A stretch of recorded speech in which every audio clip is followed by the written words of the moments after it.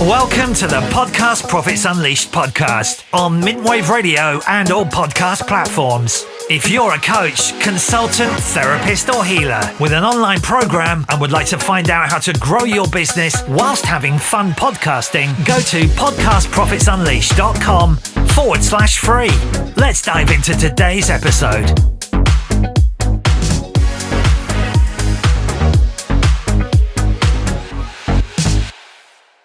So, welcome to the show. And today we have the lovely Gabrielle Pimstone. We're going to be talking about energy, I suppose, in general. She is first of all, Gabrielle, would you like to share with the listeners a little about what inspired you to help people who are feeling stuck and how you can help them get a complete transformation when they uncover their blocks?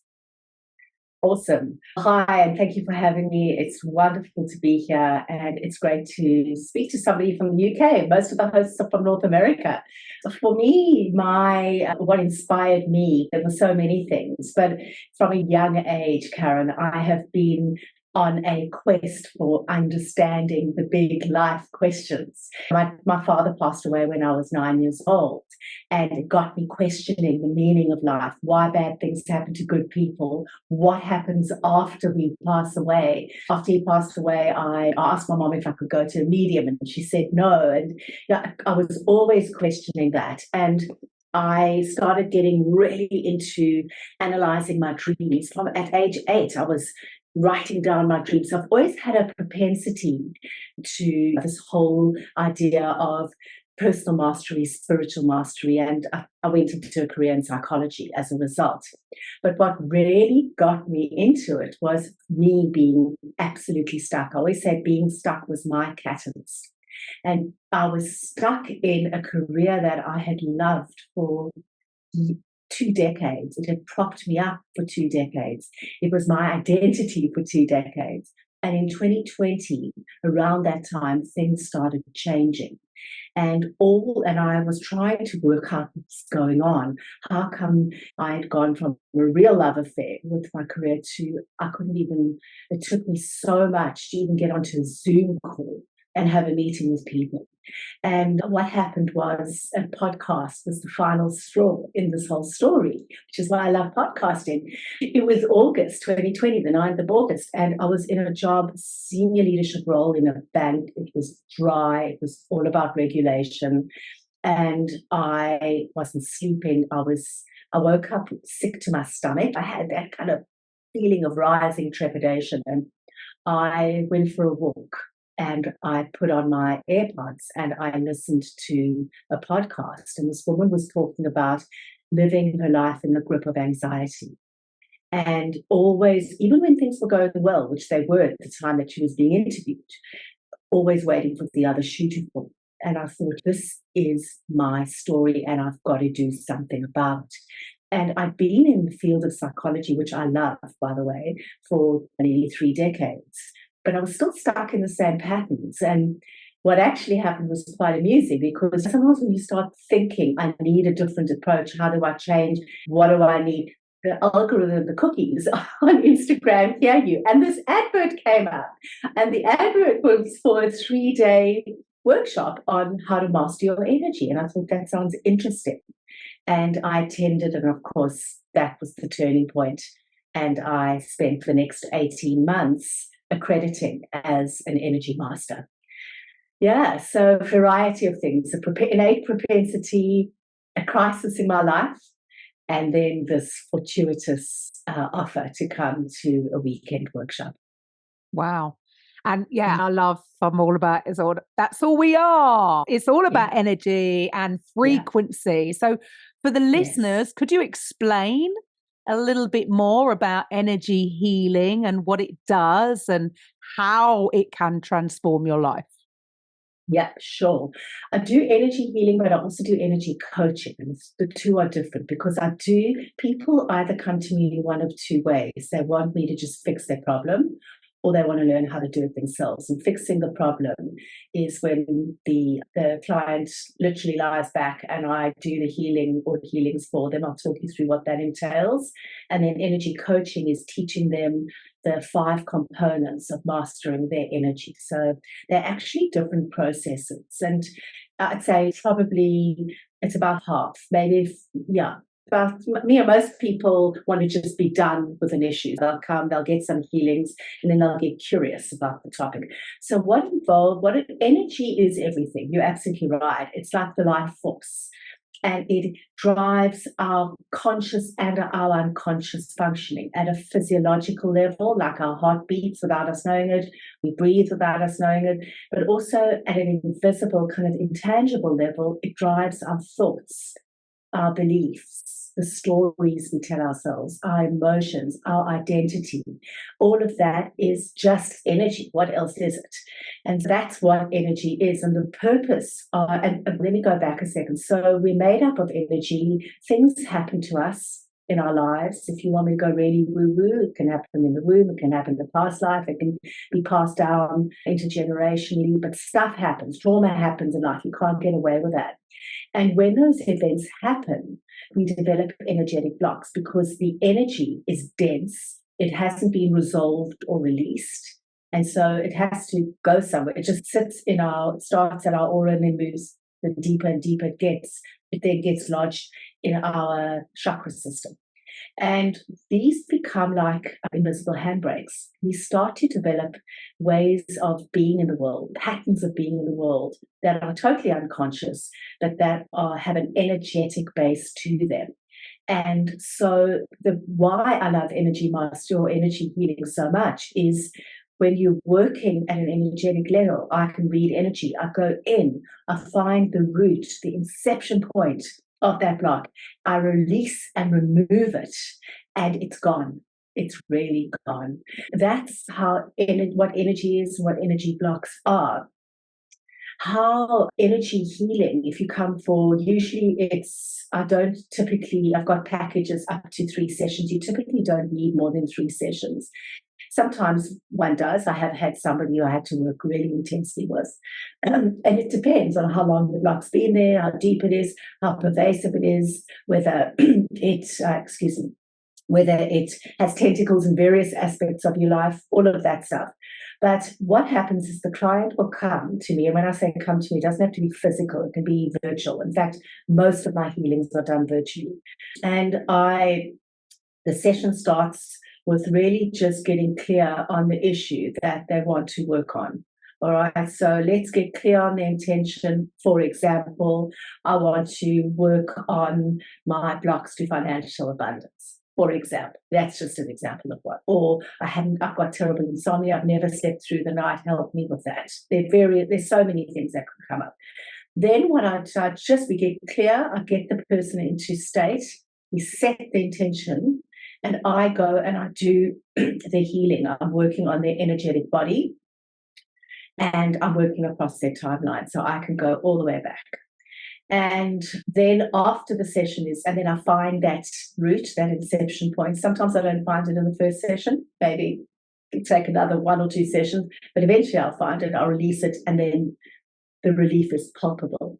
And then after I've done what I'm doing, we then have a thorough debrief because I'm wired as a coach. I was in that for many years. So we then talk about what came up for me, what came up for them. And usually that is an extraordinary part of the conversation because I'll say, I worked on your throat chakra, for example. And they'll say, that's really strange because I actually had the urge to cough or things like that. And then what I end off with are some very pragmatic tools and tips. And if they're going to come and see me again, we'll check in on how they progressed around the techniques that I gave them. So that's the energy healing part. The energy mastery part is when I teach in the coaching process, I teach people 5 things.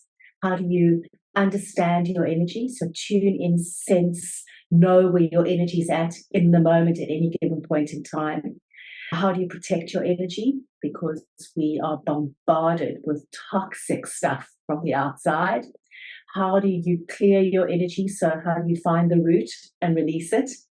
How do you maintain a high energetic vibration? Because we've got to function in the world without being inauthentic, but how do you navigate those dips, and how do you optimize your energy? How do you expand and optimize your energy so that you're coming, when you're trying to change your life, you're doing so from a non-resistant state. So those are the 5 steps. Awesome. And how would somebody feel once they've what is the change in them from before when they've come to you and then once they leave? Do they notice things straight away, or is it take a while for things to change? Well, what are some of the stories maybe that you've had with clients? I'm very happy to share stories. Just to answer the question, is it immediate or is there a lag time? It's both. It depends. And for some people, I'll share some stories. It's instantaneous. They might have a period of a couple of days where they release, and then it's instantaneous. For others, if it's deeply embedded, I've worked with someone over a 4-month period who had a variety of anxiety disorders and was living in a cocktail of mental health issues and struggles. And so that took a lot longer. So it does depend. For example, I worked with somebody who at age 60 realized that they had suffered sexual trauma at age 8. And they found this out and they came to speak to me, and within 1 session, that had turned around. And so what actually happened was we did the healing. This person had lived with it for 52 years and unconsciously. And then after that, there was like a 4-day period where they felt depressed. They purged, because you often do purge. You purge physically as the energy releases, but you also purge emotionally. So if they were feeling really low, really flat, I can't remember their physiological symptoms, but they might have had headaches, that kind of stuff. But they popped out of it. And they said that the relief was, it was like this feeling of a weight, living without this invisible weight and relating to people so differently, people at work, people at home, family, friends. Everything felt lighter, everything felt more authentic. So that was a really immediate thing. And I personally was really surprised, because it had been a serious block that had been with this person for 52 years, but their receptivity was there, and that's also a really big thing. They wanted so much to release this. There was another person who came to me who was struggling to relate in all her relationships. She felt like she was emotionally closed off with her husband, not her child, but with her husband, with friends. But the family dynamic was heavy, it was disconnected.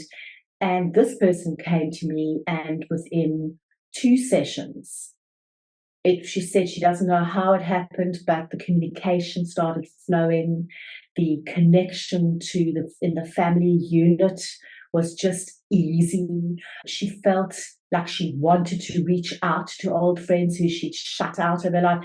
So that's the kind of thing that can happen really quickly. On the other side, there are some people who take a long time. As I said, this person dealing with multiple points of anxiety, working with them probably on average once a week, once every 2 weeks for 4 months. And they still live with anxiety, but their medication is significantly less. That's a big deal. And then, of course, there are cases where it's very difficult for people to change because the readiness isn't there. And when I pick that up, I'll say to people, you know what, I couldn't read your energy. And what that typically means is you're so defended that I couldn't actually go there. Let's check in a few months, and then they might come back typically there's a catalyst that brings them back. Something's got really bad, and then they'll be ready. So they're different scenarios, Karen. And I think more and more people are coming to the realization that energy healing is on the rise, right? People are having a little bit more of an understanding. At the end of the day, the only way we're having this conversation is through frequency, right? You're in Australia. I'm in the UK. We've come to totally understand the fact that you watch a television, you're on the internet. Yeah. So distance makes no difference. So going back to, you can do this online, right? It doesn't even, because our old conditioning of what we need to do to heal ourselves is so different to what is now being shared about. You can shift, you can have so many shifts energetically, which will have a knock-on effect to your physical, because it's all connected, folks. It's all connected. But they can understand it on one level. But when it comes to this can actually heal, what do you think holds people back from taking that leap of faith to go to somebody like yourself with a problem to have this completely released once and for all? I think there's healthy skepticism that is around. There's also out and out skepticism, which is fine. But people, if you can't see something, it's difficult to believe that it exists. But you're right. All you need to do is tune into a radio station, watch the tide ebb and flow, because that's all moon energy, right? But it's difficult. I think the other thing is the stigma, which is really, it's not as bad as what it used to be. It's becoming more, one of my missions is to normalize the stuff. The stigma is there, and there's a shame associated for some people with saying, I'm going to see an energy healer. People go, oh, are you crazy? I can, honestly, if I own myself, like I was ashamed. I sat with shame about saying I'm an energy healer. I could say I'm an energy coach, but to say I'm an energy healer felt, and there's no disrespect here, but people, this is the image, people sitting with a crystal ball, that's not, and I wanted to resist that with every fibre of my being. So I think there's societal stigmas. I think it's just you don't know. And I just think there's also fear. And if I can, because my whole methodology is based on my own experience. When I started awakening, it was scary.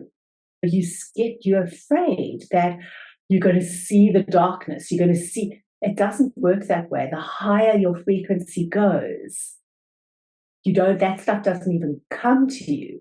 So I think there's also a fear associated with, no, you can't go there. It's the occult. Like, as I said, when I was 10, I said to Mum, I want to go and speak to a medium. I didn't even know what a medium really was. And she said, no.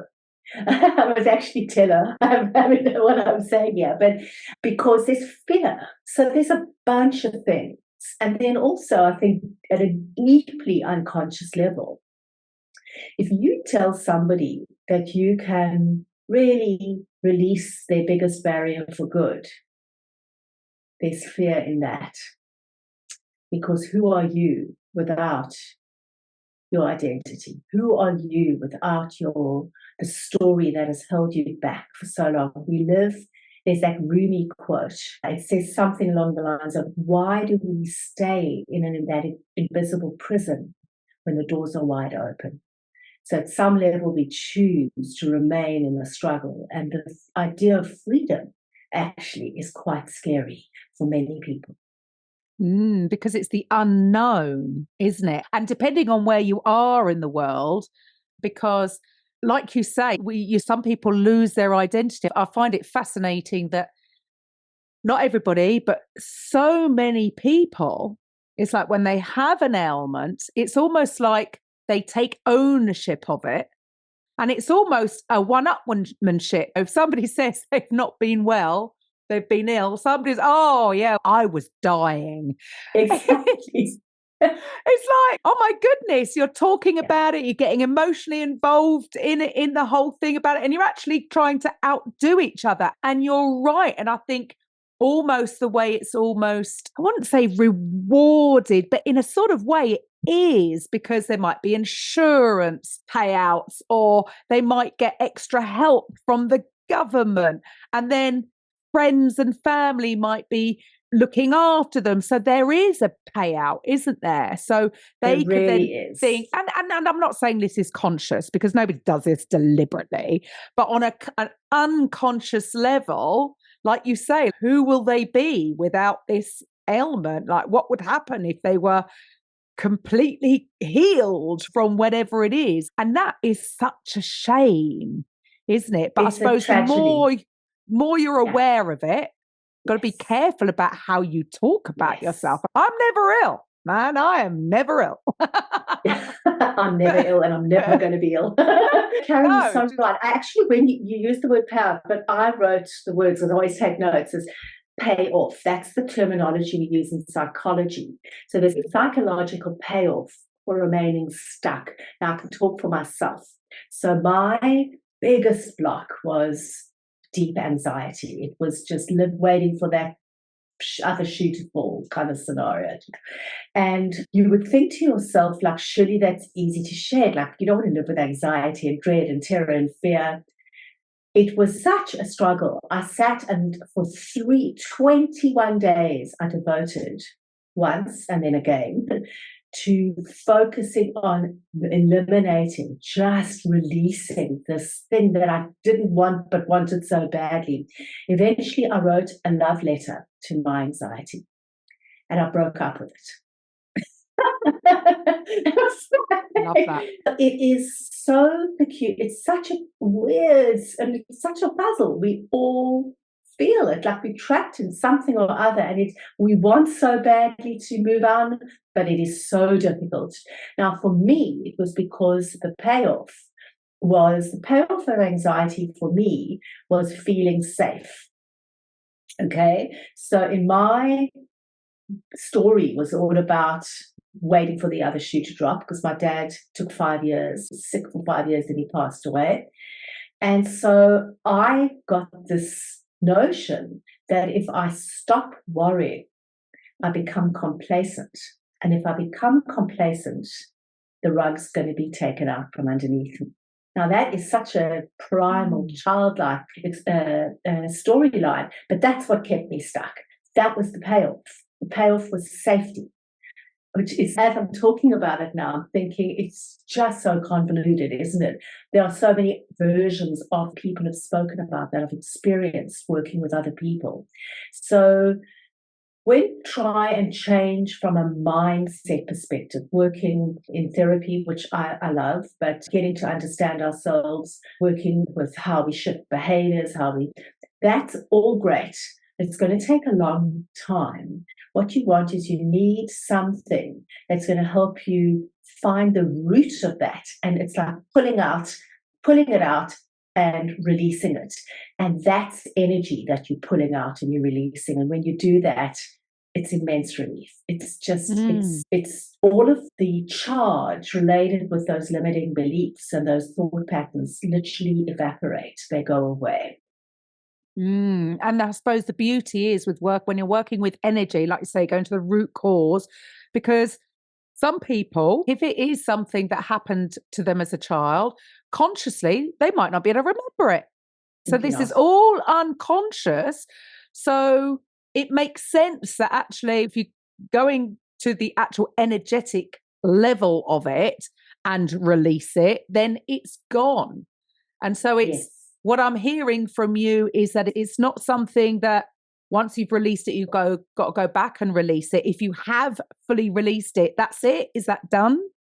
Yes, typically it is done. In my case, I had to go back twice. I thought I'd released it, and that was after 21 days. I had to go back and I had to do it again. But the next time I did it, it was easier. It all depends. It depends on the depth and the breadth of the issue that has gripped you. But I will say that the second time I went back to release it, it was quicker, it was smoother, and I'd lived anxiety free for about a year in between, which is incredible. Right. So it is, but I feel like maybe there will be a time where it comes back. Now, what I'm not talking about in my case, never feeling anxious again. What I'm talking about is the shift is that you can feel anxiety without being the anxiety. You can feel whatever your struggle is without it being you. That's working at an identity level. And so that's the shift. It doesn't mean that just because I've worked on you, you'll never feel anxious or sad or whatever it is again. But it won't be all of who you are anymore. That I can absolutely guarantee you goes 100%. Yeah, so it's not debilitating. It's not debilitating. we're all going to have, we wouldn't be human if we didn't have all these emotions. Yes. But the problem is when we feel we are stuck in a negative emotion. So yeah, love it. Still, and again, I would, from my point of view, so being here in the UK, the issue that I see with people maybe not reaching out to someone like yourself is because we have the NHS over here, right? So people in them, the stories they tell themselves in their mind is, if I'm ill, I go to somebody in a white coat and it's free, even though it's not, because you've been paying for it since you were 16. But in their heads, it's free. It's not. And so that's what I'm going to do. So that seems to be, rather than, even if it's not working for them, how, I don't understand how we've even got to this level where we think that taking some kind of chemical is going to be a cure for all. It just doesn't make sense to me at all. In emergencies, great. Emergency, fantastic. But to release a problem, how did we actually get there here? And what it's like over there and maybe in the States, what else do you think stops people from looking at an alternative that doesn't mean they're going to be putting any poisons in, they're not taking any chemicals, and they're actually releasing it on an energetic level? So that's it, they're solved. What else do you think stops people? I think time is another valuable resource and that people really value. It's important to us. And when you think about working at things at an energy level, it could feel like a slog. It could feel like, oh gosh, I've got to be an energy master. I've got to learn how to do this and it's going to take me 18 months. No, you don't have to be an energy master to master your energy. And one of the things that I teach people are tools and techniques that make it accessible. If you're busy, if you really don't have the time or the inclination, you can make massive changes in a split second, actually. One of the things that's accessible to all of us that takes next to no time is sleep, is dreaming. We all go to sleep every night and we all dream. And that is a powerful pathway to your unconscious and it's a powerful pathway to healing. So there are very simple things that people can do to use their sleep more intentionally so that they can heal and release at an energetic level while their barriers are down. And that to me is a no-brainer because we sleep anyway. It's not going to take away any of our time. And then there are other things that are accessible to all of us that have a very powerful, although short-term, but very powerful effect, is nature. I happen to live in Sydney. The sun shines a lot, and I love sun energy. Transforms me. If I'm in back-to-back meetings or podcasts or sessions, I often just step into my garden. 2 minutes is all it takes just to really absorb the rays of the sun. If you live in the UK, maybe that's not a possibility as much. That was a little bit of a dig from down under. You can go for a walk in a wood or in a beautiful, nature is available to all of us. You can take a hot bath and put Epsom salts in it. It's incredibly recharging. So there are little things that we can do to boost our energy by using nature as well. And then there's deep healing that can happen overnight while we sleep. There you go. So there's always something you can do.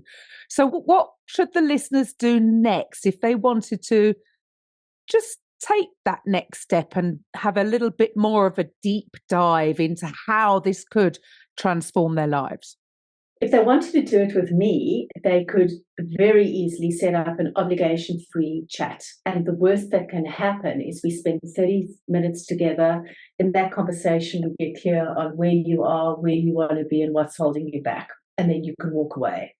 That's an immediate first step if you wanted to work. And otherwise, you can actually find a teacher who resonates and lean in. Like for me, the journeys really started in earnest when I started listening to podcasts, when I started reading, when I started doing challenges, all those things. And there are lots of teachers, lots of people who can teach you how to do the stuff or shift your energy in a really accessible way.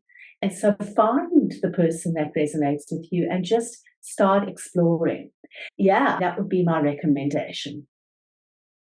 And where can the listeners find you then if they wanted to find a little bit more about what you have to offer? I think the thing that I'm most passionate about is immersion. As you've already heard me speaking about sitting in the fire with my anxiety for 3 weeks. And I've done that with grief and loss. I've done that over and over again. And I've put that into a methodology. It's an immersive 28-day process. And I think what might be useful for your listeners is if they, I think in your show notes, you might have a link to that. Go and have a look at what that looks like. Just list up, there's a video of me talking, there's information, there's actually no button for them to actually pay for anything yet.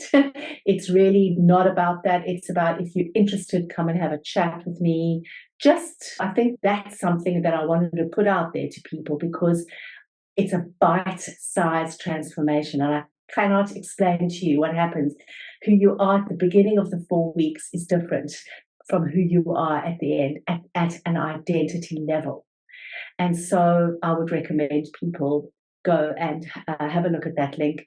The other thing is to reach out to me on social media, on Instagram, Gabrielle.Pimstone. I'm very responsive with direct messages, so DM me, follow me, and I'd love to hear from you. And to the listeners, if they can't see the show notes, if they're driving in their car or they're at the gym on the treadmill, how do they get hold of this 28-day immersion challenge? So it's www.generative.growth.com.au, and then you will see there's a 28 days to healing. Click on that, you'll see it there. Fantastic. 28 days to healing. Awesome. So thank you so much for your time today. I know it's completely opposite sides of the planet. So thank you for giving up your time. And yeah, to the listeners, I will be back next week. Bye for now. Thank you for listening to today's episode on the Podcast Profits Unleashed podcast. If you're a coach, consultant, therapist, or healer who would like to drive sales whilst having fun podcasting, head over to podcastprofitsunleashed.com/free and find out how you can turn your podcast into a sales machine. We'll see you on the next episode.